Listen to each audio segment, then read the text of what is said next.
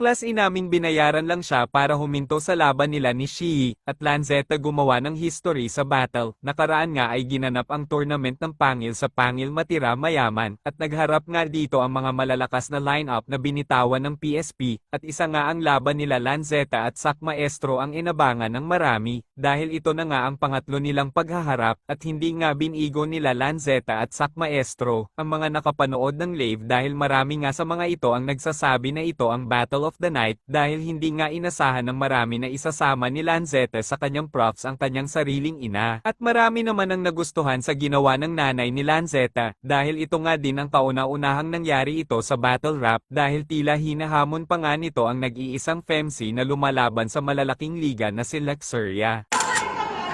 Isa kami ng ako sa taong ko. Isa, ang gwapo mo. Ang mali mo. Pero, ito lang sasabihin ko sa'yo. Ewan-ewanan ko sa'yo!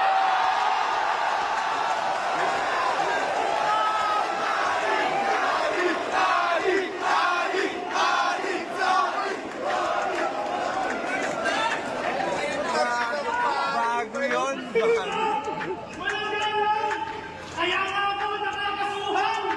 Anong gagawin ng mulo? Ang seta!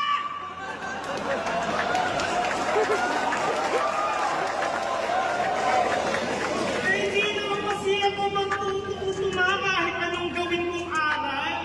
For your information lang po, hindi ko to no-tolerate. Galit kanyang asal. Ilang beses ko naman sinabi sa'yo, Nas, ano ba ang gusto mong bawan?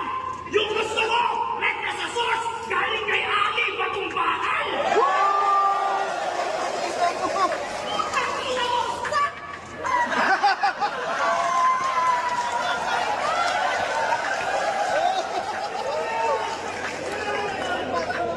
Putang ina mo, sak! Halos magkaedad na pala tayong dalawa! Oo ba? Matagal na yung nanding ko! Yan ang sinasabi ko sa'yo! Kung ayaw mo matulad dito, tumigil ka na sa kakabisyo!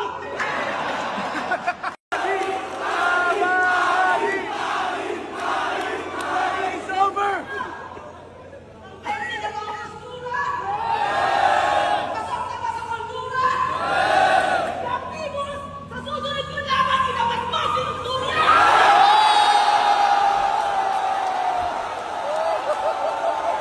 Sa kabilang usapin naman, aklas inaming binayaran lang siya para umatras sa laban nila ni Shii. Nakaraan nga ay tila nag-trending at pinag-usapan ang biglaang pag-atres nito sa magiging laban sana nilang dalawa ni Shii sa tournament ng Matira Mayaman. Dahil para sa kanya ay tila hindi siya nakaramdam ng maayos na pagtrato sa naging huling laban niya kay Invictus. Pero ngayon nga ay tila inamin ni aklas na binayaran lang siya para umatras sa laban nilang dalawa ni Shii. Dahil sa naging shared post nito sa isang page, ay parang sinasabi niya dito na binayaran lang siya ng 2 million para huminto sa laban nila ni Shii. Dagdag pa nga niya na mas manghihinayang siya dito kung hindi niya ito tatanggapin.